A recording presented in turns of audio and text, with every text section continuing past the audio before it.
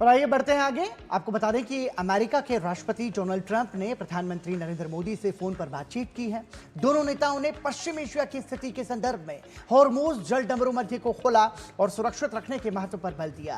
प्रधानमंत्री मोदी ने social media platform x पर अपने संदेश में लिखा कि राष्ट्रपति ट्रंप के साथ विभिन्न क्षेत्रों में अपने द्विपक्षीय सहयोग में हुई महत्वपूर्ण प्रगति की समीक्षा की। हम सभी क्षेत्रों में अपनी व्यापक वैश्विक रणनीतिक साझेदारी को और अधिक सुदृढ़ करने के लिए प्रतिबद्ध हैं। साथ ही हमने पश्चिम एशिया की स्थिति पर भी चर्चा की है और हॉर्मुज़ स्ट्रेट को खुला और सुरक्षित रखने के महत्व पर जोर दिया है। दोनों नेताओं के बीच कई मुद्दों पर अहम बातचीत हुई है। तो डोनाल्ड ट्रंप की प्रधानमंत्री नरेंद्र मोदी के साथ फोन पर बातचीत हुई है और पश्चिम एशिया की स्थिति को लेकर साथ ही हॉर्मुज़ स्ट्रेट को खुला और सुरक्षित रखने के महत्व पर जोर दिया गया है। इस समय हमारे संवाददाता अखिलेश सुमन जुड़ गए हैं ज्यादा जानकारी के साथ। अखिलेश का रुख करते हैं। अखिलेश, प्रधानमंत्री नरेंद्र मोदी की डोनाल्ड ट्रंप के साथ बातचीत हुई है, करीब 20 मिनट ये बातचीत चली है।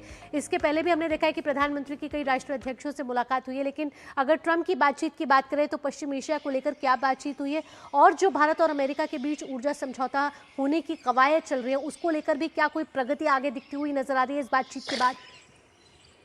देखिए, भारत और अमेरिका के जो संबंध है वो भारत और अमेरिका के संबंध काफ़ी महत्वपूर्ण संबंध है।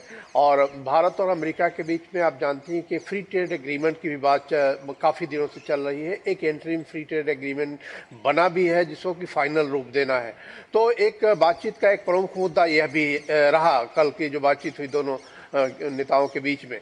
लेकिन इसके साथ साथ मध्य पूर्व की जो स्थिति है, पश्चिम एशिया की जो स्थिति है, वह एक काफ़ी महत्वपूर्ण अवयव था कि किस तरीके से पश्चिम एशिया में शांति लाई जाए और खास करके जो ये जो स्ट्रेट ऑफ हॉर्मुज़ है, स्ट्रेट ऑफ हॉर्मुज़ को किस तरीके से वहाँ पे फ्रीडम ऑफ नेविगेशन कराया जाए, किस तरीके से ये बहुत ही महत्वपूर्ण है। क्योंकि देखिए, जो फ्री स्ट्रेट ऑफ हॉर्मुज़ है उसमें दुनिया की 20% तेल और गैस आते हैं और अगर उसे ईरान ने बंद किया है तो उसका खामियाजा जो है दुनिया को तकरीबन अधिकांश देशों को भुगतना पड़ रहा है।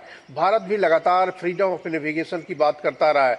तो ऐसे में अमेरिकी राष्ट्रपति डोनाल्ड ट्रंप भी लगातार इस बात को बोलते रहे कि वहाँ फ्रीडम ऑफ नेविगेशन बहाल होना चाहिए। लेकिन हुआ क्या कि इस बीच में टकराहट ईरान और अमेरिका के बीच में स्ट्रेट ऑफ हॉर्मुज़ के बारे में और बढ़ गई।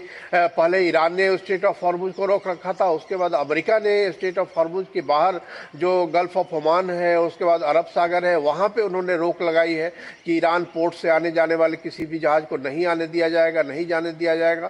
तो यह एक टकराहट की स्थिति है। इसमें किस तरीके से भारत और अमेरिका इस पे काम कर सकते हैं और भारत और अमेरिका किस तरीके से आगे भी स्ट्रेट ऑफ हॉर्मुज़ पे फ्रीडम ऑफ नेविगेशन को सुरक्षित करने की कर सकते, इस पे बारे में दोनों के विचार जो है एक्सचेंज हुआ है।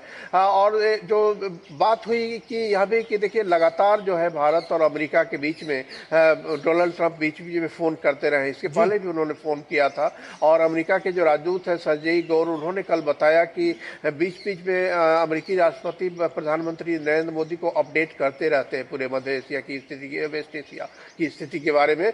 और इसी कड़ी में उनका यह फ़ोन था और इस बारे में बातचीत हुई जिसमें कि द्विपक्षीय और वेस्ट एशिया और साथ में जो ग्लोबल स्थिति है, ग्लोबल स्थिति पे तीनों मुद्दों पे दोनों नेताओं के बीच में बातचीत हुई। अखिलेश, इसके साथ साथ हमने देखा कि तीन देशों की इस लड़ाई में ऊर्जा संकट जो है उसका जो असर है वो पूरे विश्व पर पड़ा है। लेकिन भारत की ये कूटनीतिक सफलता ही हम कहेंगे कि इतने भीषण द्वंद्व के बावजूद स्ट्रेट ऑफ हॉर्मुज़ से हमारे कई सारे जहाज सुरक्षित भारत की समुद्री सीमा में पहुंचे हैं। ऐसे में हमारे ईरान के साथ भी संबंध बेहतर हैं और अमेरिका के साथ भी। तो आपको लगता है कि एक महत्वपूर्ण भूमिका यहां पर भारत निभाता हुआ नजर आ रहा है कूटनीतिक लिहाज से? देखिए, निश्चित तौर पे भारत महत्वपूर्ण भूमिका निभाता आ भी रहा है क्योंकि देखिए, सामने प्रत्यक्ष डिप्लोमेसी जो होती है वो बहुत ही प्रत्यक्ष सामने आकर नहीं होती है। डिप्लोमेसी के कई जो तत्व होते हैं वो पर्दे के पीछे करते होते हैं। और बीच बीच में हमने देखा है कि प्रधानमंत्री नरेंद्र मोदी ने ईरान के राष्ट्रपति से इस बीच में दो बार बात की है। विदेश मंत्री डॉक्टर जयशंकर ने कई बार ईरान के विदेश मंत्री से बात की है।